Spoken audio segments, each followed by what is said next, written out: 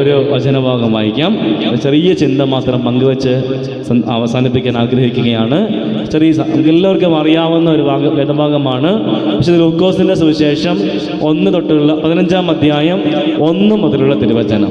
വിശുദ്ധ ലൂക്കോസിന്റെ സുവിശേഷം 15-ാം അധ്യായം 1 മുതലുള്ള തിരുവചനം. ഈ വചനത്തിന്റെ പ്രത്യേകത എന്ന് പറയുന്നത്, പ്രിയപ്പെട്ടവരെ, യേശു തമ്പുരാൻ ഉപമകളിലൂടെ സംസാരിക്കുന്ന ചില കാര്യങ്ങളാണ്. നഷ്ടപ്പെട്ടു പോയതിനെ, വഴിപിഴച്ചു പോയതിനെ, കാണാതെ പോയതിനെ തേടിയുള്ള നടക്കുകയും ഒപ്പം തന്നെ മടങ്ങി വരുന്ന കുഞ്ഞിനെ സ്വീകരിക്കുന്ന അപ്പൻ്റെ സ്നേഹത്തെയൊക്കെ വെളിപ്പെടുത്തി കാണിക്കുന്ന ഉപമകളിലൂടെയാണ് വിശുദ്ധമ്പുരാൻ ഈ 15-ാം അധ്യായം കൂടുതലായിട്ട് സംസാരിക്കുന്നത്. Hallelujah, hallelujah, hallelujah, hallelujah. പ്രിയപ്പെട്ടവരെ, ഇന്ന് ഏറ്റവും കൂടുതൽ നമുക്ക് ഇഷ്ടമുള്ള കാര്യമെന്ന് പറയണത് ഉപമകൾ വഴി സംസാരിക്കാനാണ്. ആണോ? ഉപമകളിലൂടെ സംസാരിക്കാനാണ് ഏറ്റവും കൂടുതൽ ഇഷ്ടം. കാരണം നമുക്ക് മനസ്സിലാക്കാനും നമ്മൾ പറയണ കാര്യങ്ങൾ മറ്റുള്ളവർക്ക് മനസ്സിലാകാനും ഒക്കെ നമുക്ക് ചില ഉപമകൾ ആവശ്യമാണ്. അങ്ങനെ തമ്പുരാൻ ഇവിടെ ഉപമകളിലൂടെ സംസാരിക്കുകയാണ്. അതിൻ്റെ 15-ാം അധ്യായം 1-ാമത്തെ വചനം ഒന്ന് വായിക്കാമോ? ചുങ്കക്കാരും പാപികളുമെല്ലാം അവന്റെ വാക്കുകൾ കേൾക്കാൻ അടുത്ത് വന്നുകൊണ്ടിരുന്നു. പരീശന്മാരും നിയമജ്ഞരും പിറുപിറുത്തു, ഇവൻ പാപികളെ സ്വീകരിക്കുകയും അവരോടുകൂടെ ഭക്ഷണം കഴിക്കുകയും ചെയ്യുന്നു. പ്രിയപ്പെട്ടവരെ, 2-ാമത്തെ തിരുവചനം, പരീശന്മാരും സാധുക്യരുമൊക്കെ നിയമജ്ഞരൊക്കെ യേശുവിനെ കണ്ടിട്ട് വിമർശിക്കുന്ന ഒരു കാര്യമാണ്. ഒറ്റ സെന്റൻസാണ് പറയുന്നത്, ഇവൻ പാപികളെ സ്വീകരിക്കുന്നു, ചുങ്കക്കാരെ സ്വീകരിക്കുന്നു, അവരോട് ചേർന്ന് ഭക്ഷണം കഴിക്കുന്നു. ഈ ആധുനിക കാലഘട്ടത്തിൽ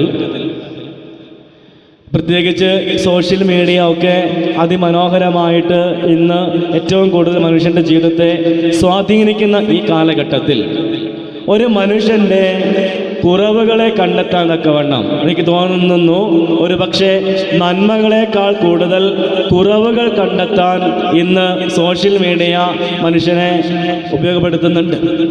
ഞാനും നിങ്ങളുമൊക്കെ ജീവിക്കുന്ന സാഹചര്യങ്ങളിൽ ഏതെല്ലാം തലങ്ങളിലൊക്കെ എന്തുമാത്രം നന്മകളൊക്കെ ചെയ്താലും അതെല്ലാം പറയപ്പെടുന്നത്, അംഗീകരിക്കപ്പെടുന്നത് വളരെ കുറവാണ്.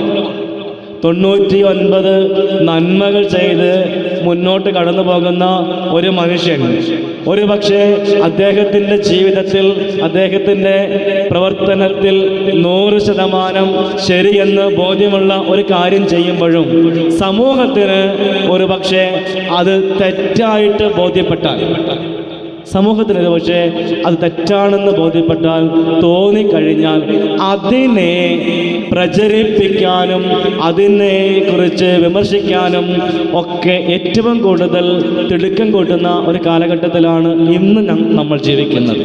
എന്നാൽ ഈ കാലഘട്ടത്തിനെ പോലെ തന്നെ യേശു തമ്പുരാൻ ഈ ഭൂമിയിൽ ജീവിച്ചിരുന്ന കാലഘട്ടത്തിലും ഇതുപോലെ തന്നെയാണ്. പറഞ്ഞു മനസ്സിലാകുന്നുണ്ടോ? 99 നന്മകൾ ചെയ്താലും അബദ്ധത്തിൽ ഒരു വീഴ്ച സംഭവിച്ചു പോയാൽ അതിനെ ഉയർത്തിപ്പിടിച്ച് അതിലൂടെ നമ്മൾ വിമർശിച്ച് അതിലൂടെ എത്രമാത്രം ഒരു മനുഷ്യനെ അധപ്പതനത്തിൻ്റെ ഉള്ളിലേക്ക് ചവിട്ടിത്താഴ്ത്താൻ വേണ്ടി പറ്റുമോ, അതിനാണ് എല്ലാ കാലഘട്ടത്തിലും സമൂഹം നിലകൊണ്ടിട്ടുള്ളത്. ഇവിടെ യേശു തമ്പുരാൻ ചെയ്ത ഒത്തിരി അത്ഭുത പ്രവർത്തികളുണ്ട്. 14-ാം അധ്യായം നമുക്ക് മനസ്സിലാക്കുന്ന കാര്യമെന്ന് പറയുന്നത്, ഒരു മഹോദര രോഗിയെ സൗഖ്യപ്പെടുത്തുന്നു. അങ്ങനെ ഈ യേശു തമ്പുരാൻ ഓരോ രോഗസൗഖ്യം നടത്തുകയും പ്രബോധനങ്ങൾ നടത്തുകയും ഒക്കെ ചെയ്യുമ്പോഴും യേശു തമ്പുരാൻ ഓരോ അത്ഭുത പ്രവർത്തികൾ കണ്ടിട്ട് കണ്ണു മിഴിച്ച ആളുകളുണ്ട്. അവൻ്റെ വാക്ക് കേട്ടിട്ട് ഇങ്ങനെ പറഞ്ഞു, ഇവൻ്റെ വാക്കുകൾ എന്തുമാത്രം ലാവണ്യമുള്ള വാക്കുകളാണ്. ഇങ്ങനെ ഒരു മനുഷ്യനും സംസാരിക്കാനായിട്ട് പറ്റത്തില്ല. ഒരു മനുഷ്യന് സംസാരിക്കാൻ പറ്റത്തില്ല.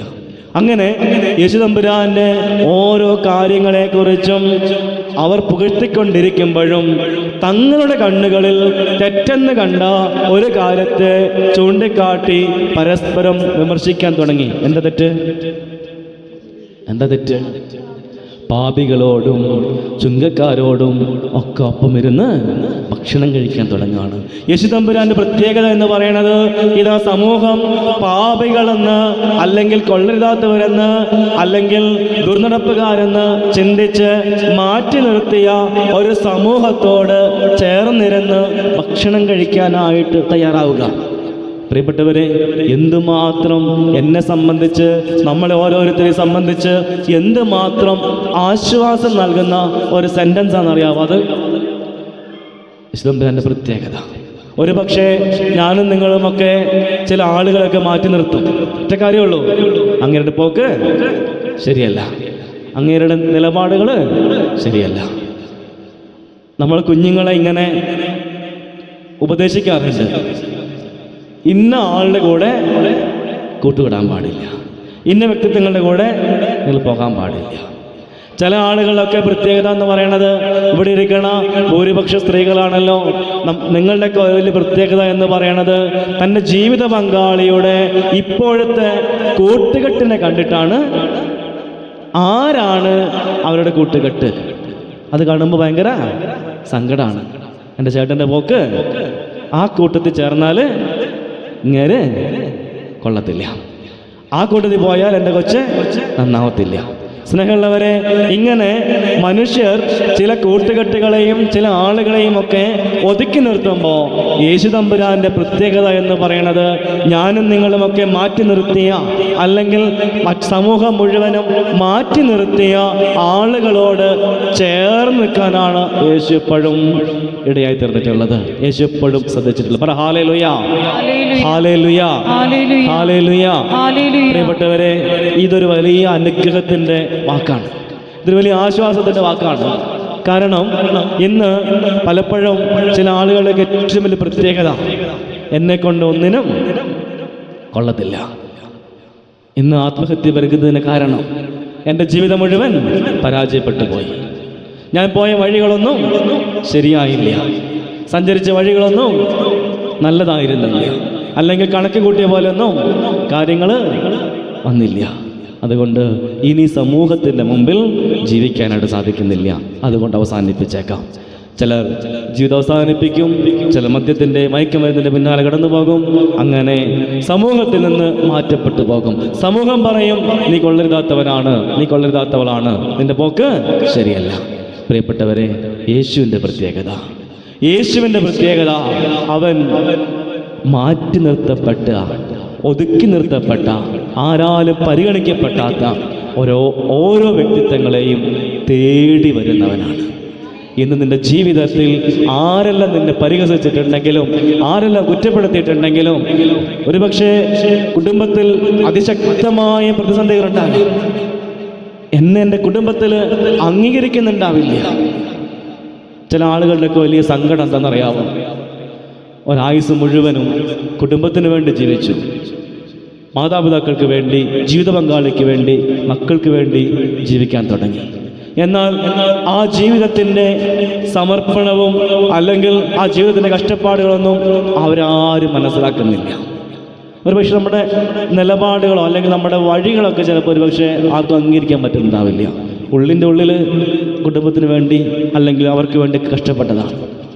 തരം കിട്ടുമ്പോഴൊക്കെ പരിഹസിക്കുന്ന, കുറ്റപ്പെടുത്തുന്ന, അങ്ങനെ തകർക്കപ്പെട്ടു പോകുന്ന അവസ്ഥ കടന്നു പോകുന്നുണ്ടെങ്കിൽ, സ്നേഹമുള്ളവരെ, ക്രിസ്തു നിന്നോട് പറയുന്ന കാര്യമുണ്ട്, ക്രിസ്തു നിന്നോട് പറയുന്നൊരു കാര്യമുണ്ട്, ഞാനുണ്ട് നിൻ്റെ കൂടെ, ഞാനുണ്ട് നിൻ്റെ കൂടെ. കാരണം സമൂഹം വില കൽപ്പിക്കാത്ത, സമൂഹം മാറ്റി നിർത്തിയ, സമൂഹം അംഗീകരിക്കാത്ത ഓരോരുത്തരോട് കൂടെയും ഇരുന്ന് ഭക്ഷണം കഴിക്കാൻ എൻ്റെ തമ്പുരാന് തയ്യാറാണ് എങ്കിൽ എൻ്റെ ജീവിതത്തിലേക്ക് എഴുന്നള്ളി വരാനും എൻ്റെ ദൈവം തയ്യാറാണ്. പറ ഹല്ലേലൂയ, ഹല്ലേലൂയ, ഹല്ലേലൂയ. പ്രിയപ്പെട്ടവരെ, സമൂഹം എങ്ങനെയാണ് പെറുവിറുക്കാൻ തുടങ്ങി. അവൻ്റെ പോക്ക് ശരിയല്ല, അവൻ്റെ കൂട്ട് ശരിയല്ല, യഹൂദൻ്റെ റബിയല്ലേ, പഠിപ്പിക്കുന്നവനല്ലേ, ഇങ്ങനെ പാപികളോട് കൂടെ ഇരിക്കാൻ പാടുണ്ടോ? ഇങ്ങനെ ചുങ്കം പിരിക്കുന്നവരുടെ കൂടെ ഇരിക്കാൻ പാടുന്നുണ്ടോ? യേശു ഒരു ഉപമ പറഞ്ഞു. എന്താ പറഞ്ഞ ഉപമ എന്നറിയോ? പറ, വായിച്ചേ. അവൻ അവരോടൊരു ഉപമ പറഞ്ഞു. നിങ്ങളിൽ ആരാണ് തനിക്ക് 100 ആടുകൾ ഉണ്ടായിരിക്കെ അവയിൽ ഒന്ന് നഷ്ടപ്പെട്ടാൽ 99നെയും മരുഭൂമിയിൽ വിട്ടിട്ട് നഷ്ടപ്പെട്ടതിനെ കണ്ടുകിട്ടുവോളം തേടിപ്പോകാത്തത്? കണ്ടുകിട്ടുമ്പോൾ സന്തോഷിച്ച് അതിനെ തോളിലേറ്റുന്നു. കണ്ടുകിട്ടുമ്പോൾ സന്തോഷിച്ച് അതിനെ തോളിലേറ്റുന്നു. വീട്ടിലെത്തുമ്പോൾ അവൻ കൂട്ടുകാരെയും അയൽവാസികളെയും വിളിച്ചു കൂട്ടി പറയും, നിങ്ങൾ എന്നോടുകൂടെ സന്തോഷിക്കുവിൻ, എൻ്റെ നഷ്ടപ്പെട്ട ആടിനെ കണ്ടുകിട്ടിയിരിക്കുന്നു. അതുപോലെ തന്നെ അനുതാപം ആവശ്യമില്ലാത്ത 99 നീതിമാന്മാരെക്കുറിച്ച് എന്നതിനേക്കാൾ അനുതപിക്കുന്ന ഒരു പാപിയെക്കുറിച്ച് സ്വർഗത്തിൽ കൂടുതൽ സന്തോഷമുണ്ടാകും. പറഞ്ഞ ഒരു ഉപമയാണ്. എന്താണ്? 100 ആടിൻ്റെ ഉപമ. 99 ആടും പക്കലുണ്ടായിരിക്കെ നഷ്ടപ്പെട്ടു പോയ ഒരാടിൻ്റെ പിന്നാലെ കടന്നു പോകുന്ന ഒരു ഇടയൻ്റെ കഥ പറഞ്ഞു. അത് പറയാൻ കാരണം എന്താണെന്നറിയാവോ? എസെക്കിയേൽ പ്രവാചകന്റെ പുസ്തകം 34-ാം അധ്യായം 2-ാമത്തെ തിരുവചനം വായിക്കാമോ? 12-ാം തിരുവചനം. ചിതറിപ്പോയാൽ ഇടയൻ അവയെ അന്വേഷിച്ചിറങ്ങും, അതുപോലെ ഞാൻ എൻ്റെ ആടുകളെ അന്വേഷിക്കും. കാറ് നിറഞ്ഞ ആടുകൾ ചിതറിപ്പോയാൽ, ആടുകൾ വഴിപിഴച്ചു പോയാൽ ഇടയൻ അവയെ അന്വേഷിച്ച് ഇറങ്ങും, അതുപോലെ തന്നെ ഞാൻ എൻ്റെ ആടുകളെ അന്വേഷിച്ചിറങ്ങും. സ്നേഹമുള്ളവരെ, യേശു തമ്പുരാന്റെ ഏറ്റവും പ്രധാനപ്പെട്ട ഒരു ഭാവമെന്ന് പറയുന്നത് ഇടയന്റെ ഭാവമാണ്. ഇടയന്റെ പ്രത്യേകത എന്ന് പറയുന്നത് വരിവരിയായിട്ട് പോകുന്ന ആടുകളെ നയിച്ചു കൊണ്ടുപോകുന്ന ഇടയനല്ല, മറിച്ച് വഴിതെറ്റിപ്പോയ, വഴിവിഴച്ചു പോയ ആടിനെ അന്വേഷിച്ച് പോകുന്ന ഒരിടയൻ. അതുകൊണ്ടാണ് 23-ാം സങ്കീർത്തനം 1-ാമത്തെ തിരുവചനം ഇങ്ങനെ പറഞ്ഞു വെച്ചത്, കർത്താവാണ് എൻ്റെ ഇടയൻ, യേശുവാണ് എൻ്റെ ഇടയൻ. ആ ഇടയൻ്റെ പ്രത്യേകത നമുക്ക് പ്രിയപ്പെട്ടവരെ, ആ ഇടയൻ ഈ ലൂക്കോസിന്റെ സുവിശേഷത്തിൽ പ്രത്യേകത എന്ന് പറയുന്നത് ഒരു ചിത്രകാരന്റെ ഭാവനയിൽ കാണാൻ പറ്റുന്ന ഒരു സുവിശേഷം. എങ്ങനെയാണ്? ചിത്രകാരൻ. ലൂക്കോസ് ഒരു ചിത്രകാരൻ കൂടിയാണ്. അപ്പോൾ ഈ ചിത്രകാരൻ പടം വരയ്ക്കുന്ന പോലെയാണ് ലൂക്കോസ് സുവിശേഷം എഴുതി വെച്ചത്. ഇടയൻ ഇങ്ങനെ ആടുകളെ മേയിച്ചുകൊണ്ടിരിക്കുകയാണ്. 100 ആടുകൾ ഒരുമിച്ച് ഇങ്ങനെ പോകുന്നുണ്ട്. പോകുന്നതിനിടയിൽ ഒരാട് കാണാതെ പോയി. ഒരാട് കാണാതെ പോയി. എങ്ങനെ കാണാതെ പോയിട്ടുണ്ടാവുക? ഇടേൻ്റെ തെറ്റാണോ? ഇടേൻ്റെ തെറ്റാണോ? പോകുന്ന വഴിയുടെ തെറ്റാണോ? അല്ല, മറിച്ച് പോകേണ്ടുന്ന വഴിയിലൂടെ പോകാതെ തന്നിഷ്ടപ്രകാരം വഴിപിഴച്ചു പോയ ഒരാളാണത്. അതിനകത്ത് നയിക്കുന്ന ഇടയൻ്റെ വടിയുടെ കീഴിൽ നിൽക്കാതെ, ഇടയൻ്റെ പിന്നാലെ കടന്നു പോകാതെ, ഇടയൻ്റെ ഒച്ച കേട്ടിട്ട് കടന്നു പോകാതെ, എല്ലാ ആടുകളും കൂട്ടത്തോടെ കടന്നു പോകുമ്പോൾ അതിൻ്റെ പിന്നാലെ പോകാതെ, അതിലെ പോയാൽ ശരിയാവില്ല, ഇതിലെ പോയാൽ എന്താ കുഴപ്പം എന്ന് ചിന്തിച്ച് സ്വന്തം ഇഷ്ടത്തിൻ്റെ പിന്നാലെ കടന്നു പോകുന്ന ഒരാടാണ്. ഇന്ന് നമ്മളൊക്കെയല്ല ഈ ആട്, നമ്മളൊക്കെയല്ല ഈ ആട്, നമ്മളൊക്കെയാ പ്രിയപ്പെട്ടവരെ ഈ ആട്. വചനത്തിൻ്റെ പിന്നാലെ കടന്നു പോകണം, ആരാധനയുടെ പിന്നാലെ നിന്റെ ജീവിതം ക്രമീകരിക്കണം, തമ്പുരാൻ പറഞ്ഞതുപോലെ ജീവിക്കണം എന്ന് വചനം ഉദ്ഘോഷിക്കുമ്പോൾ ഇതിലെ പോയാൽ എന്താ തെറ്റ്? ഈ ലോകത്തിന്റെ സുഖങ്ങൾ അന്വേഷിച്ച് കടന്നുപോയാൽ എന്താ തെറ്റ്? ഈ ജീവിതം നൈമിഷികാണ്. പ്രത്യേകിച്ച് കൊറോണ ഒക്കെ കഴിഞ്ഞതിന് ശേഷം ആരാ എപ്പോഴാ എങ്ങനെയൊക്കെ മരിക്കാന്നൊന്നും ആർക്കും പരിചയമില്ല. ഇപ്പം ഞാനോരോ വാർത്ത കാണുമ്പോൾ സോഷ്യൽ മീഡിയയിലും പത്രത്തിലൊക്കെ നോക്കുമ്പോൾ പേടിപ്പെടുത്തുന്ന കാര്യം എന്ന് പറയുന്നത് എൻ്റെ പ്രായമുള്ള കുറേ ആൾക്കാരാണ് ദിവസവും ആദരാഞ്ജലികൾ കാണുന്നത്. പ്രിയപ്പെട്ടവർ, ആരാ എപ്പോഴാ എങ്ങനെയാണെന്നൊന്നും ഒരു ബോധമില്ല. അങ്ങനെ ചിന്തിക്കുമ്പോൾ ഒരു പക്ഷേ മരണത്തിനപ്പുറം ജീവിതമുണ്ടോ? മരിച്ചു കഴിഞ്ഞ പിന്നെ എന്താ അവസ്ഥ? ഈ ഭൂമിയിൽ ഇതെല്ലാം എനിക്ക് ആസ്വദിക്കാനുള്ളതല്ലേ? ഇതെല്ലാം ഒന്ന് എനിക്ക് അനുഭവിക്കാനുള്ളതല്ലേ? ഇതിൻ്റെ പിന്നാലെ ഞാൻ കടന്നുപോയ എന്താ കുഴപ്പം എന്ന് ചിന്തിച്ചുകൊണ്ട് ഈ വചനം പറഞ്ഞ, തമ്പുരാൻ പറഞ്ഞ വഴിവിട്ട് കടന്നു പോകുന്ന ഒത്തിരി ആളുകൾ. ഒരാട്, സ്നേഹമുള്ളവരെ, അതൊരു പക്ഷേ ഞാനാണ്, നാം ഓരോരുത്തരാണ്. എന്നെ കേൾക്കുന്ന പ്രിയപ്പെട്ടവരെ, നിങ്ങളാകാം. എന്നാൽ ഇടയൻ്റെ പ്രത്യേകത വഴിതെറ്റിപ്പോയ ആടിനെ അന്വേഷിച്ച് കണ്ടെത്തുന്ന ഒരിടയനാണ്. വഴിതെറ്റിപ്പോയ ആടിനെ അതിൻ്റെ പിന്നാലെ കടന്നു പോകുന്ന ഒരു ദൈവം. ഇന്ന് സ്നേഹമുള്ളവരെ, ഏതുമാത്രം പാപത്തിൻ്റെ, അശുദ്ധിയുടെ, ദൈവസ്നേഹത്തിൻ്റെ അപ്പുറത്തേക്ക് കടന്നു പോയിട്ടുണ്ടെങ്കിൽ, നിന്റെ ജീവിതത്തിൽ ഇന്ന് ദൈവത്തിൻ്റെ സാന്നിധ്യത്തെ അതിലംഘിച്ച് കടന്നു പോയിട്ടുണ്ടെങ്കിൽ, നിന്റെ പിന്നാലെ തേടി വരുന്ന ഒരു ദൈവമുണ്ട്. മോനെ, മോളെ, നീ പോകുന്ന വഴി ശരിയല്ല, നിന്റെ കൂട്ടുകെട്ടുകൾ ശരിയല്ല, നിന്റെ യാത്ര ശരിയല്ല. ഇതിന്റെ അവസാനം മരണാണ്, ഇതിന്റെ അവസാനം നഷ്ടാണ്, ഇതിന്റെ അവസാനം സങ്കടാണ്, ഇതിന്റെ അവസാനം ശൂന്യതയാണ് എന്ന് പറഞ്ഞ് നിന്റെ പിന്നാലെ അന്വേഷിച്ച് കടന്നു വരുന്ന ഒരു ദൈവം. എപ്പോഴെങ്കിലും ആ ഇടയൻ്റെ സ്വരം കേട്ടിട്ട് ഒന്ന് തിരിച്ചു വന്നാലുണ്ടല്ലോ, എന്നെ സംഭവിക്കാന്നറിയാവോ?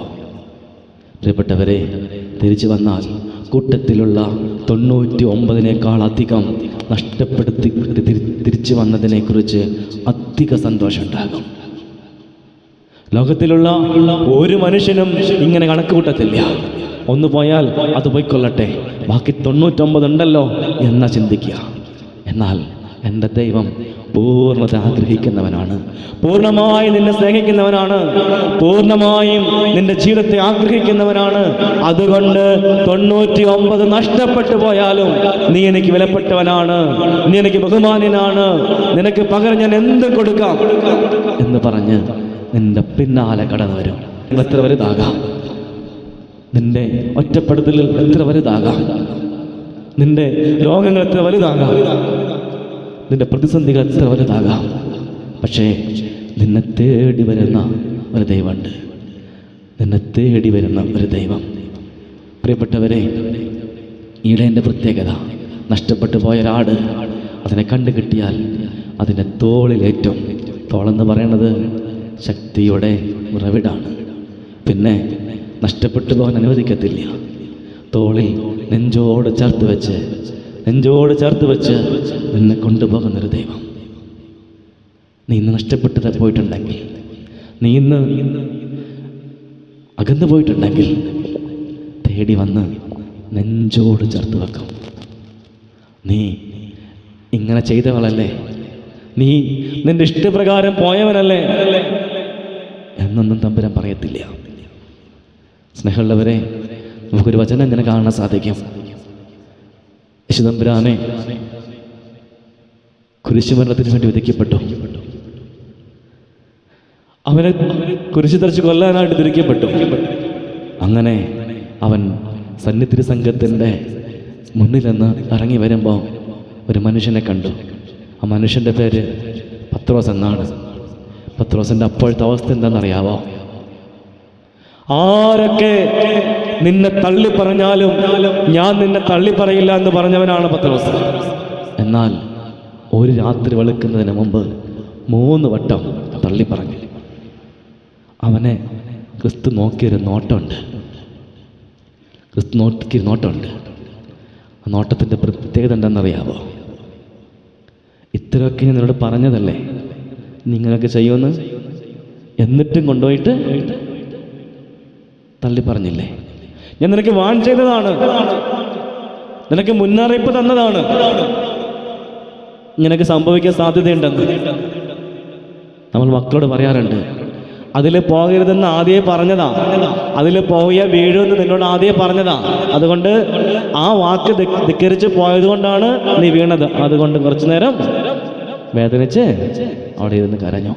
മക്കളോട് പറയാറില്ലേ? പ്രിയപ്പെട്ടവരെ, ക്രിസ്തുവിൻ്റെ നോട്ടത്തിൻ്റെ പ്രത്യേകത ഒരു വാണിംഗും ആയിരുന്നില്ല. ക്രിസ്തുവിൻ്റെ നോട്ടത്തിൻ്റെ പ്രത്യേകത ഒരു കുറ്റപ്പെടുത്തലും ആയിരുന്നില്ല. ക്രിസ്തുവിൻ്റെ നോട്ടത്തിൻ്റെ പ്രത്യേകത ഒന്ന് മാത്രമേ ഉണ്ടായിരുന്നുള്ളൂ: ഇപ്പോഴും ഞാൻ നിന്നെ സ്നേഹിക്കുന്നുണ്ട്, ഇപ്പോഴും ഞാൻ നിന്നെ സ്നേഹിക്കുന്നുണ്ട്. എൻ്റെ ചുമലിലാണോ നിന്റെ സ്ഥാനം? എൻ്റെ ചുമലിലാണ് നിന്റെ സ്ഥാനം. നമ്മുടെ ഓരോരുത്തരുടെയും ഇരിപ്പിടം അവൻ്റെ ചുമലിലാണ്. പാപം ചെയ്തിട്ടുണ്ട്, തെറ്റ് ചെയ്തിട്ടുണ്ട്, പോകാൻ പാടില്ലാത്ത വഴികളിൽ കടന്നു പോയിട്ടുണ്ട്, ചെയ്യാൻ പാടില്ലാത്തൊക്കെ ചെയ്തിട്ടുണ്ട്, ദൈവം തമ്പുരാൻ അതിശക്തമായ കൃപകളും അനുഗ്രഹങ്ങളും ഒക്കെ തന്നിങ്ങനെ വഴി നടത്തുമ്പോൾ പോലും അതൊക്കെ വേണ്ടെന്ന് വെച്ച്, അല്ലെങ്കിൽ അതൊന്നും ഒരു വിലയും കൊടുക്കാതെ, അതിനൊന്നും ഒരു സ്ഥാനം കൊടുക്കാതെ ജഡത്തിൻ്റെ താൽക്കാലിക നൈമിഷികമായ സുഖത്തിൻ്റെ പിന്നാലേക്ക് കടന്നു പോയിട്ടുണ്ടാകാം. എന്നാൽ എൻ്റെ തമ്പുരാൻ നഷ്ടപ്പെട്ടു പോയ നിന്നെ അന്വേഷിച്ച് കടന്നു വരുന്നുണ്ട്. എൻ്റെ ദൈവം നഷ്ടപ്പെട്ടു പോയ നിന്നെ അന്വേഷിച്ച് കടന്നു വരുന്നുണ്ട്. കണ്ടുകിട്ടിയാൽ നിന്റെ സ്ഥാനം അവൻ്റെ തോളിലാണ്, മാറോട് ചേർത്ത് നിൽക്കുന്ന തമ്പുരാൻ. പ്രിയപ്പെട്ടവരെ, ആ ഇടയൻ്റെ സ്വരം ഒന്ന് കേൾക്കാനായിട്ട് നിൻ്റെ ജീവിതം ഒന്ന് വിട്ടുകൊടുക്കണം. ആ ഇടയൻ്റെ സ്വരം ഒന്ന് കേൾക്കാനായിട്ട് തേടിപ്പോകണ്ട, തേടി വരുന്ന ഇടയനെ കാണാനെങ്കിലും നിൻ്റെ ജീവിതം ഒന്ന് വിട്ടുകൊടുക്കണം. ക്രിസ്തു രണ്ടാമതൊരു കാര്യം പറഞ്ഞു വെച്ച്, ഒരു കഥ ഇങ്ങനെ പറഞ്ഞ്, 100 ആടിൻ്റെ കഥ പറഞ്ഞ് നിർത്തിയിട്ട് പിന്നൊരു കാര്യം പറഞ്ഞ്, ഒരു സ്ത്രീക്ക് 10 നാണയങ്ങളുണ്ടായിരുന്നു. അതിലൊന്ന് നഷ്ടപ്പെട്ടു പോയാൽ അവൾ ചെയ്യേണ്ട പരിപാടി എന്താണെന്നറിയാവോ? രാത്രി മുഴുവൻ വിളക്ക് കത്തിച്ച് വെച്ച് തൻ്റെ വീട് പരിസരം മുഴുവൻ അടിച്ച് വാരി നോക്കും, തിരയും. കണ്ടുകിട്ടിയാൽ മറ്റു 9 കൂടുതൽ സന്തോഷമുണ്ട്. ആരാ പ്രിയപ്പെട്ടവരെ സ്ത്രീ? ആരാ സ്ത്രീ? ആ സ്ത്രീ ഞാനും നിങ്ങളുവാ. നിന്നെ തമ്പുരാൻ ഏൽപ്പിച്ച ചില നാണയത്തുട്ടുകളുണ്ട്. നീ സൂക്ഷിച്ചു വെക്കേണ്ടുന്ന ചില നാണയത്തുട്ടുകളുണ്ട്. പരിശുദ്ധ സഭയാണ് ആ സ്ത്രീ, സഭയുടെ അംഗങ്ങളാണ് ആ സ്ത്രീ. നിന്റെ ജീവിതത്തിൽ തമ്പുരാൻ ഏൽപ്പിച്ച ചില നാണയത്തുട്ടുകളുണ്ട്. നിന്റെ ജീവിത പങ്കാളി ഇന്ന് നഷ്ടപ്പെട്ടു പോയിട്ടുണ്ടോ? നിന്നെ ഏൽപ്പിച്ച നിന്റെ മക്കളുടെ ആധ്യാത്മിക ജീവിതം ഇന്ന് എന്താണ്? നിന്റെ മാതാപിതാക്കളുടെ ആധ്യാത്മിക ജീവിതം എന്താണ്? നിന്നെ ഏൽപ്പിച്ച നാണയത്തുട്ടുകളാണ് നമ്മുടെ ചുറ്റുവട്ടത്തുള്ളവരൊക്കെ. ഇന്ന് നമുക്കറിയാൻ സാധിക്കും, ഈ ദേവാലയത്തിൻ്റെ ഈ തെക്ക് വശത്താണ് ഒത്തിരി ആളുകളുള്ളത്. വടക്ക് വശത്തൊക്കെ ആളുകളില്ല. വരാത്തതിന് തമ്പുരാൻ ചോദിക്കുന്നുണ്ട്, നിന്റെ കയ്യിൽ ഏൽപ്പിച്ച നാണയത്തുട്ടുകൾ എവിടെ? നിന്റെ കയ്യിൽ ഏൽപ്പിച്ച നാണയത്തുട്ട് എന്തി? നിന്നെ ഏൽപ്പിച്ച നാണയത്തുട്ട് എവിടെ പോയി? നമ്മുടെ കുഞ്ഞുങ്ങൾ ഇന്ന് നമ്മുടെ കയ്യിലുണ്ടോ? നമ്മുടെ ജീവിത പങ്കാളി ഇന്ന് നമ്മുടെ കയ്യിലുണ്ടോ? തമ്പുരാൻ ഏൽപ്പിച്ച ഓരോ വ്യക്തിത്വങ്ങൾ നമ്മുടെ കയ്യിലുണ്ടോ? തെരഞ്ഞു പോകണം, തെരഞ്ഞു പോകാനായിട്ട് ഇടയായിത്തീരണം. മുഴങ്കാൽ മടക്കി പ്രാർത്ഥിക്കണം. ജീവിത പങ്കാളിയെ സമർപ്പിച്ച് നല്ലവണ്ണം പ്രാർത്ഥിക്കണം. കുഞ്ഞുങ്ങൾ വഴിപെട്ടു പോയിട്ടുണ്ടെങ്കിൽ പ്രിയപ്പെട്ടവരെ മുട്ടുകുത്തിയിരുന്ന് പ്രാർത്ഥിക്കണം. ഒരു സ്ത്രീ രാത്രി വെളുക്കുവോളം വിളക്ക് കത്തിച്ച് ആ നാണയത്തോടെ തേടിപ്പോയതുപോലെ രാത്രി പകലാക്കി നിന്റെ ജീവിതം മാറ്റിവെക്കണം. നിന്നെ ഏൽപ്പിച്ച ആത്മാക്കളെ നേടാൻ തക്കവണ്ണം. അതുകൊണ്ടാണ് യാക്കോബ് ഇങ്ങനെ എഴുതി വെച്ചത്, ഒരുവൻ വിശ്വാസത്തിലേക്ക് വന്നിട്ട് വ്യതിചലിച്ചു പോയാൽ അവനെ ശാസിക്കുക. ഇങ്ങനെ പറയുന്നു, ഒരു മനുഷ്യൻ പാപത്തിൽ വീണിട്ട് അവനെ തിരിച്ചു കൊണ്ടുവന്നാൽ, അവൻ വിശുദ്ധിയിലേക്ക് കടന്നു വന്നാൽ നിന്റെ അനേകായിരം പാപങ്ങൾക്ക് പരിഹാരമായി. എന്തേ?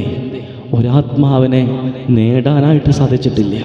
എന്നാൽ തമ്പുരാൻ തന്ന ആത്മാക്കളെ നഷ്ടപ്പെടുത്താതിരിക്കാൻ സാധിച്ചിട്ടുണ്ടോ? ദൈവം തന്ന ആത്മാക്കളെ നഷ്ടപ്പെടുത്താതെ കാത്തു സൂക്ഷിക്കേണ്ടുന്ന വലിയ ഉത്തരവാദിത്തമാണ് സ്നേഹമുള്ളവരെ എനിക്ക് നിങ്ങൾക്കുള്ളത്. ആത്മാക്കൾ നഷ്ടപ്പെടുത്താതെ കാത്തു സൂക്ഷിക്കണം. ഇന്ന് പറയാറുണ്ട്, എൻ്റെ ജീവിതത്തിൻ്റെ ഏറ്റവും വലിയ കുരിശാണ് എൻ്റെ ജീവിത പങ്കാളി, എൻ്റെ ജീവിതത്തിൻ്റെ ഏറ്റവും വലിയ സങ്കടമാണ് എൻ്റെ മക്കള്. ഇങ്ങനെയുള്ള മക്കളെ തന്ന ദൈവം എന്തിനാ? ഇങ്ങനെ ഒരു ജീവിതം എനിക്ക് എന്തിനാ തന്നത്? ചില ആളുകൾ പദം പറഞ്ഞ് കരയുന്നുണ്ട്, എന്തിനാ എനിക്കിങ്ങനെ ഒരു ജീവിതം തന്നത് എന്ന്. എന്തിനാണെന്നറിയാവോ? നിന്നിലൂടെ ആ ആത്മാക്കളൊക്കെ നേടാൻ. നിനക്കിന്ന് കണ്ണുനീരും സങ്കടവും വേദനയും ഒക്കെയായിട്ട് ഇരിക്കുന്ന ഓരോ ആത്മാക്കളെ നേടാനാണ് ദൈവം നിനക്ക് അവരെ തന്നത്. നിന്റെ കയ്യിലേക്ക് വെച്ച് തന്ന 10 നാണയത്തുട്ടുകളാണ് അതല്ല. എന്നാൽ അതൊക്കെ നഷ്ടപ്പെടുത്തി കളഞ്ഞിട്ട് അതിനെക്കുറിച്ചൊരു ബോധമില്ലാതെ ആ സാഹചര്യത്തെ ഓർത്ത് പഴി പറഞ്ഞ് കരയാനല്ല ഈ ജീവിതം. കണ്ടെത്തണം, തേടിപ്പോകണം. നാണയത്തിൻ്റെ പിന്നാലെ അത് വീട് മുഴുവൻ അരിച്ചു പറക്കണം. ഇടയൻ്റെ പ്രത്യേകത ആടുകൾക്ക് പിന്നാലെ കടന്നു പോകുക. എന്നാൽ ഈ സ്ത്രീ അവൾക്കുള്ള പരിസരത്തിലാണ് അടിച്ചു വെറുക്കണത്. നിന്റെ ജീവിതത്തിൻ്റെ സാഹചര്യങ്ങളുടെ ഉള്ളിൽ കർത്താവ് തന്ന നാണയത്തൊട്ടുകളെ നീ കണ്ടെത്തുക തന്നെ ചെയ്യണം. കർത്താവ് തന്ന നാണയത്തൊട്ടുകളെ കണ്ടെത്തുക തന്നെ ചെയ്യണം. നഷ്ടപ്പെടുത്തി കളയാനുള്ളതല്ല.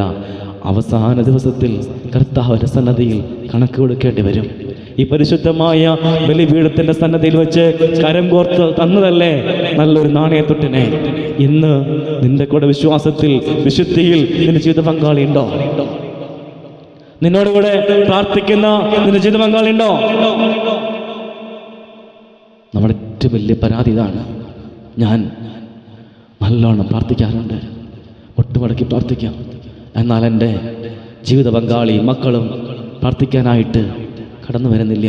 അങ്ങനെ പറയുന്നുണ്ടെങ്കിൽ സ്നേഹമുള്ളവരെ, നമ്മുടെ പരാജയമാണത്. പരാജയത്തെ സമ്മതിക്കുന്നതിൻ്റെ തുല്യമാണത്. അവർക്ക് വേണ്ടി അവരെ കണ്ടെത്തണം. അവരെ നിൻ്റെ ജീവിതത്തിലേക്ക് ചേർത്ത് വെക്കണം, വിശുദ്ധിയുടെ അനുഭവത്തിലേക്ക് ചേർത്ത് വെക്കണം.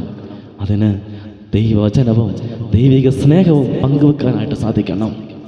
അങ്ങനെ കണ്ടുകിട്ടുമ്പോൾ സ്വർഗത്തിൽ വലിയ സന്തോഷമുണ്ടാകുന്നത് പോലെ, ആ സ്ത്രീക്ക് നാണയം കണ്ടുകിട്ടുമ്പോൾ വലിയ സന്തോഷമുണ്ടാകുന്നത് പോലെ നിൻ്റെ ജീവിതത്തിൻ്റെ അനുഗ്രഹത്തിന് അത് കാരണമായി തീരും. മൂന്നാമതൊരു പ്രത്യേകതയുണ്ട്. മുടിയനായ പുത്രൻ, സ്നേഹവാനായ അപ്പൻ്റെ കഥ പറയുന്ന ഒരു ഉപമയാണ്. അതിൻ്റെ പ്രത്യേകത അങ്ങനെ തന്നെയാണ്. പക്ഷേ രണ്ട് ഉപമയിൽ നിന്ന് വ്യത്യസ്തമായി ആടിൻ്റെ പിന്നാലെ കടന്നു പോകുന്നില്ല, നാണയത്തിന് വേണ്ടി അലയുന്നില്ല. എന്നാൽ ഒരു കാര്യമുണ്ട്, നീ ഏത് സമയത്ത് തിരിച്ചു വന്നാലും നിനക്ക് വേണ്ടി കാത്തിരിക്കണ ഒരു ദൈവമുണ്ട്.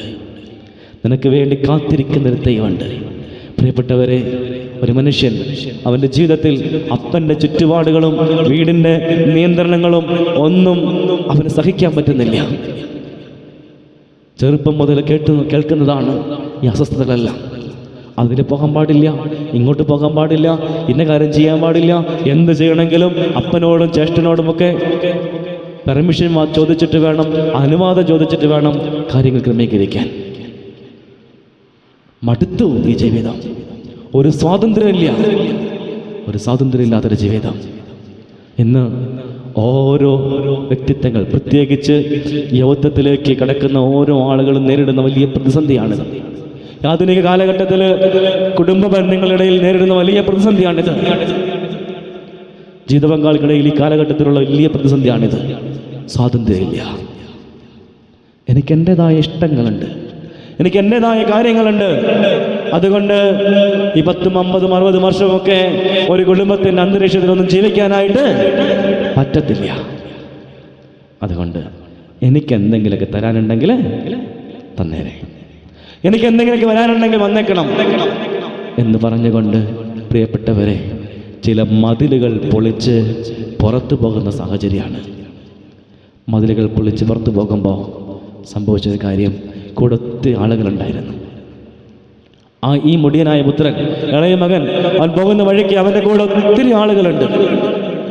ഒത്തിരി ആളുകൾ അവനോടുകൂടെ സന്തോഷിക്കാൻ, അവനോടുകൂടെ ആനന്ദം പങ്കിടാൻ, അവൻ്റെ സ്വാതന്ത്ര്യത്തെ അതിമനോഹരമായിട്ട് അത് അവനെടുത്ത തീരുമാനത്തെ പ്രോത്സാഹിപ്പിക്കാൻ. നീ ചെയ്തതാണ് ശരി, നിന്റെ വഴിയാണ് കറക്റ്റ്, നീ ഇങ്ങനെ ഒരു ചട്ടക്കൂടിൽ ഒതുങ്ങി കഴിയേണ്ടവനല്ല, നിന്റെ തീരുമാനമാണ് ശരി എന്ന് പറഞ്ഞുകൊണ്ട് അവനെ പ്രോത്സാഹിപ്പിക്കാൻ ഒത്തിരി ആളുകളുണ്ട്. എന്നാൽ അവൻ്റെ റിസോഴ്സുകളെല്ലാം തീർന്നു കഴിഞ്ഞപ്പോൾ, അവൻ്റെ പോക്കറ്റ് കാലിയായി കഴിഞ്ഞപ്പോൾ ഓരോരുത്തരായിട്ട് പിന്മാറാൻ തുടങ്ങി. പുറകിലൂടെ പോകാൻ തുടങ്ങി. പ്രിയപ്പെട്ടവരെ, സംഭവിച്ചൊരു കാര്യം എന്താണെന്നറിയാവോ? അതിനെഴുതി വെച്ചിരുന്നു.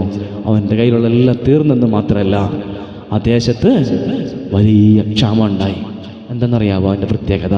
ഞാൻ അതിനെ ഇങ്ങനെ വിശദീകരിക്കാൻ ആഗ്രഹിക്കുകയാണ്. ഒരു നാള് നിനക്ക് ആനന്ദമായി തോന്നിയത്, ഒരു നാള് നിനക്ക് ആഘോഷമായി തോന്നിയത് ഒന്നും ഇന്ന് നിന്നെ സന്തോഷിപ്പിക്കാനായിട്ട് മതിയാകത്തില്ല.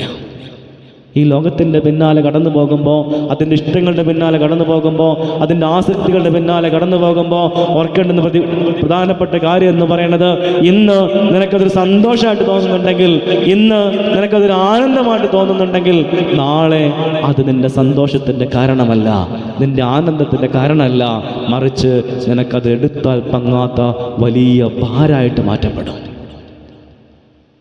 ഈ ലോകത്തിൻ്റെ ആസക്തികളുടെ പിന്നാലെ കടന്നു പോകുമ്പോൾ, അതിർവരമ്പുകൾ ലംഘിച്ച് കടന്നു പോകുന്ന എല്ലാ ആനന്ദങ്ങളും നാളെ നിനക്ക് വലിയ ഭാരമായിട്ട് മാറ്റപ്പെടുകയാണ്. അങ്ങനെ കയ്യിലൊന്നുമില്ലാതെ വലിയ ഭാരമായിട്ട് ജീവിക്കേണ്ട ഒരു മനുഷ്യൻ 2 നാൾ മുമ്പ് തൻ്റെ കൂടെ കൂടിയ കൂട്ടുകാരത്തിൽ ഒരുത്തനെ കണ്ടെത്തി. പറഞ്ഞു, സഹോദര, എന്നാണ്ട് വിശേഷം, സുഖമാണോ? ആ, സന്തോഷമായിട്ട് പോകണം, കുഴപ്പമൊന്നുമില്ല. നീ ഓർക്കുന്നില്ലേ, കഴിഞ്ഞ ആഴ്ച നമ്മൾ നടത്തിയ പാർട്ടി, നമ്മൾ കൂടിയ, നമ്മൾ ഡിന്നർ കഴിക്കാൻ പോയത്, അവിടെ പോയി വലിയ ആഘോഷം നടത്തിയതൊക്കെ മനസ്സിലായില്ലേ? എല്ലാം ചെയ്ത് ഞാനാണ്. എനിക്കറിയാം, എല്ലാം ചെയ്ത് ഞാനാണ്. ഏട്ടാ, ഞാൻ ഇന്ന് ഒട്ടും വയ്യാത്ത അവസ്ഥയിലാണ്, എൻ്റെ കയ്യിലൊന്നുമില്ല. നീ ഒരു കാര്യം ചെയ്യാം, നിൻ്റെ കമ്പനിയിൽ എനിക്കൊരു ജോലി തരുമോ? അല്ലെങ്കിൽ നിനക്ക് ബുദ്ധിമുട്ടാണെങ്കിൽ കുഴപ്പമില്ല, നിൻ്റെ സുഹൃത്തുണ്ടല്ലോ, നീ ഒന്ന് റെക്കമെൻഡ് ചെയ്യുമോ ആ കമ്പനിയിലും ജോലിക്ക് പോകാൻ? എടാ, അതിപ്പോൾ ഞാനിപ്പോൾ എങ്ങനെയാ പറയാ? പ്രിയപ്പെട്ടവരെ, ഇതൊക്കെ അനുഭവിച്ച ചില മുഖങ്ങളൊക്കെ എൻ്റെ മുമ്പിലിരിക്കുന്നുണ്ട്. ഒരു നാള് നമ്മുടെ സന്തോഷത്തിൽ, നമ്മുടെ അഭിവൃദ്ധിയിൽ കൂടെ നിന്നവരൊക്കെ ചില ഭാരങ്ങൾ നമ്മുടെ ജീവിതത്തിൽ വന്നുപെടുമ്പോൾ പ്രിയപ്പെട്ടവരെ സഹായിക്കാൻ ഒരു മനുഷ്യനുണ്ടാവില്ല. അങ്ങനെ ഈ മനുഷ്യൻ ഒരു പൗരപ്രമുഖൻ്റെ അടുത്ത് ചെന്നിട്ട് ഒരു ജോലി അന്വേഷിച്ച് കടന്നു പോകുക. ഈ വചനത്തിൽ എഴുതി വച്ചിരിക്കുകയാണ്, പന്നികളെ നോക്കുന്ന ജോലിയാണെന്നാണ്. ഒരു യഹൂദനെ സംബന്ധിച്ച് പന്നി എന്ന് പറയുന്നത് ഏറ്റവും വൃത്തികെട്ട മൃഗമാണ്. അതിൻ്റെ പിന്നാലെ പോകത്തില്ല. പക്ഷേ അപ്പൻ്റെ വീട്ടിൽ സുഭിക്ഷമായി കഴിഞ്ഞിരുന്നവൻ ഇതാ അറപ്പുളവാക്കുന്ന ഒരു മൃഗത്തിൻ്റെ പരിചാരകനായിട്ട് മാറ്റപ്പെടുകയാണ്. അത്രമാത്രം അധപ്പതിച്ചു പോയൊരവസ്ഥയാണ് മനുഷ്യൻ്റെ അവസ്ഥ. അതിർവരമ്പുകൾ ലംഘിച്ച്, ദൈവസ്നേഹത്തിൻ്റെ അതിർവരമ്പുകൾ ലംഘിച്ച്, ഒരുപക്ഷെ ഇന്ന് എനിക്കും നിങ്ങൾക്കുമൊക്കെ ഈ ദൈവസ്നേഹം, ആരാധന, പ്രാർത്ഥനകള് ഇതെല്ലാം വലിയ ഭാരമായിട്ട് തോന്നുന്നുണ്ടാകാം. വിശുദ്ധ കുർബാനയ്ക്ക് ദേവാലയത്തിൽ ചെല്ലുമ്പോൾ, അച്ഛൻ വിശുദ്ധ ബലി അർപ്പിക്കുമ്പോൾ ക്ലോക്കിലേക്ക് നോക്കും, വാച്ചിലേക്ക് നോക്കും, അച്ഛൻ്റെ മുഖത്തേക്ക് നോക്കും. ഇതെന്തോരു നീളാണ്, ഇതെന്തോരു നീളാണ്, വലിയ ഭാരമാണത്. വീട്ടിൽ പ്രാർത്ഥനയ്ക്ക് നിൽക്കുമ്പോൾ തുടങ്ങി, ഏത് പുസ്തകം വായിക്കണം, 10 പാട്ട് പാടണം, പിന്നെ ആ പ്രാർത്ഥന, ഇതെന്തോ ഒരു നേരാണ്, വലിയ ഭാരമാണ്. പ്രിയപ്പെട്ടവരെ, ഈ നിനക്കിന്ന് ഭാരമായിട്ട് ദൈവസ്നേഹവും പ്രാർത്ഥനയും കുടുംബാന്തരീക്ഷം തോന്നുന്നുണ്ടെങ്കിൽ, ഇതിൻ്റെ അതിർവരമ്പുകൾ ലംഘിച്ച് പുറത്തേക്ക് കടന്നു പോകുമ്പോൾ ചെന്നെത്തിപ്പെടുന്നത് ശൂന്യതയുടെ അവസ്ഥയിലേക്കാണ്. ഇതിന് ഈ ലൂക്കോസിന്റെ സുവിശേഷത്തിൽ ഉപമയൊന്നും കാണേണ്ട കാര്യമില്ല. ഇന്നിന്റെ കാലഘട്ടവും ചിന്തിച്ചാൽ മതി. പ്രിയപ്പെട്ടവരെ, ഇന്ന് യുവതലമുറയുടെ ഇടയിൽ അതിശക്തമായ ആത്മഹത്യ നിലനിൽക്കുന്നുണ്ട്. കാരണം എന്താണെന്നറിയാമോ? ജീവിതത്തിൽ ഒന്നിലും സന്തോഷം കണ്ടെത്താനായിട്ട് സാധിക്കുന്നില്ല. കുറേ നാള് അതിഗംഭീരമായിട്ട് അടിച്ചു പൊളിച്ചങ്ങ് ജീവിക്കാൻ തുടങ്ങും, അറമാദിച്ച് ജീവിക്കാൻ തുടങ്ങും. പക്ഷേ കുറച്ച് കഴിയുമ്പോൾ ആ സന്തോഷം എല്ലാം തീർന്നു പോകും. പിന്നെ വെറും നിരാശയുടെ പടുകുഴിയിലേക്കാണ് ഓരോ മനുഷ്യർ ചെന്നെത്തുന്നത്. അതുകൊണ്ട് യുവതലമുറ കണ്ടെത്തിയ മാർഗമാണ് ഇനി അവസാനിപ്പിച്ചേക്കാം. എത്രമാത്രം മനോഹരമായ, എത്രമാത്രം മൂല്യമുള്ള ജീവിതമെന്നറിയാവോ? വളരെ സിമ്പിളായിട്ട് അവസാനിപ്പിച്ച് നാടിനും വീടിനും സമൂഹത്തിനും ഒരു ഉപകാരമില്ലാതെ ഭാരമായി, സങ്കടമായിട്ട് അവസാനിപ്പിച്ചു പോകുന്നത് ഒറ്റ കാര്യമുള്ളൂ: അതിർവരമ്പുകൾ ലംഘിച്ച് അവനവൻ്റെ ആനന്ദത്തിൻ്റെ പിന്നാലെ കടന്നുപോയതിൻ്റെ അനന്തരഫല. ഒരു മനുഷ്യൻ പന്നിക്കുട്ടി കിടക്കുക. അപ്പ സുബോധം ഉണ്ടായി. സുബോധം, എനിക്കൊരു അപ്പനുണ്ടെന്നൊരു ബോധ്യമാണ്. തെറ്റുപറ്റിപ്പോയാൽ, ഞാനൊന്ന് വീണുപോയാൽ, തിരിച്ചു ചെന്നാൽ കാത്തിരിക്കുന്നൊരു അപ്പനുണ്ടെന്നൊരു ബോധ്യമാണ്. ഇന്ന് ഓരോ മാതാപിതാക്കൾക്കും നഷ്ടപ്പെട്ടു പോയൊരു കാര്യം കൂടിയാണത്. തൻ്റെ കുഞ്ഞുങ്ങൾക്ക് ഒരു വീഴ്ച പറ്റുമ്പോൾ, ഒരബദ്ധം പറ്റിയാൽ, എൻ്റെ അപ്പൻ്റെ എൻ്റെ അമ്മയുടെ അടുത്ത് ചെന്നാൽ അതിനൊരു ആശ്വാസം കിട്ടും, അല്ലെങ്കിൽ പരിഹാരം ഉണ്ടാകും എന്നുള്ള ഭയമില്ല, എന്നുള്ള ആശ്വാസമില്ല. മറിച്ച് ഇത് വെച്ചിട്ട് എൻ്റെ വീട്ടിലേക്ക് കയറിപ്പോകാൻ പോലും പറ്റില്ലെന്ന് ചിന്തിക്കുന്ന മക്കളാ. പ്രിയപ്പെട്ടവരെ, ഇവിടെ ഒരു അപ്പൻ്റെ കഥ പറയുന്നുണ്ട്. അപ്പൻ്റെ പ്രത്യേകത, മകൻ അന്വേഷിച്ച് പോയില്ല, മകൻ എവിടെയാണെന്ന് അറിയില്ല. പക്ഷേ ദൂരെ നിന്ന് മകൻ വരുന്നത് കണ്ടു. അതിൻ്റെ പ്രത്യേകത, നീ മടങ്ങി വരുന്നത് കാത്ത് ഇരിക്കുന്നൊരപ്പൻ, നിന്റെ വരവും പ്രതീക്ഷിച്ചിരിക്കുന്നൊരപ്പൻ. ഏത് സമയത്താണെങ്കിലും എൻ്റെ കുഞ്ഞ് മടങ്ങി വരും എന്നൊരു ബോധ്യം. സ്നേഹമുള്ളവരെ, ഇന്ന് അതിർവരമ്പുകൾ ലംഘിച്ച്, ദൈവസ്നേഹത്തിൻ്റെ അതിർവരമ്പുകൾ ലംഘിച്ച് ഞാൻ നിങ്ങൾക്ക് കടന്നു പോകുന്നുണ്ടെങ്കിൽ, ലോകം നിന്റെ മുമ്പിൽ തുറന്നു വെച്ച ആസക്തികളുടെയും പാപത്തിൻ്റെയും മ്ലേച്ഛതയുടെയും ഒക്കെ പിന്നാലെ കടന്നു പോകുന്നുണ്ടെങ്കിൽ, ദൈവസ്നേഹവും തമ്പുരാൻ്റെ വചനങ്ങളും ഒക്കെ മാറ്റിവെച്ചിട്ട് നൈമിഷിക സുഖത്തിൻ്റെ കൂട്ടുകെട്ടുകളിലേക്ക് പിന്നാലെ കടന്നു പോകുന്നുണ്ടെങ്കിൽ ഓർത്തുകൊള്ളുക, അതൊന്നും നിനക്ക് സന്തോഷം തരില്ല. അതെല്ലാം അവസാനിക്ക് ചെറുതാണ്, അവസാനിച്ചില്ലാതായി പോകും. എന്നാലും അവസാനിക്കാത്തൊന്നുണ്ട്, അവസാനിക്കാത്തൊന്ന്. അതെൻ്റെ അപ്പൻ്റെ കാത്തിരിപ്പാണ്. എൻ്റെ അപ്പൻ ഏത് സമയത്ത് കടന്നു വന്നാലും കാത്തിരിക്കും. അപ്പൻ്റെ കാത്തിരിപ്പിൻ്റെ പ്രത്യേകത, അത് പഴകിപ്പോകുന്ന കാത്തിരിപ്പല്ല. അപ്പൻ അപ്ഡേറ്റഡ് ആണ്. ഇതിങ്ങനെ ചിന്തിക്കാനായിട്ട് സാധിക്കും. ഏതോ നാള് വീട്ടിൽ നിന്ന് ഇറങ്ങിപ്പോയതാണ്. വന്നപ്പോൾ വേഗം വിളിച്ചിട്ട് പറഞ്ഞു, എൻ്റെ കുഞ്ഞിന് നല്ല വസ്ത്രം കൊടുക്കുക, നല്ല ചെരുപ്പ് കൊടുക്കുക. പ്രിയപ്പെട്ടവരെ, ആ മകൻ ആ ഉടുപ്പെടുത്തിട്ടു, ആ ചെരുപ്പെടുത്തിട്ടു. നോക്കിക്കേ, കൃത്യ അളവാണ്, അളവൊന്നും മാറിപ്പോയിട്ടില്ല, കൃത്യ അളവാണ്.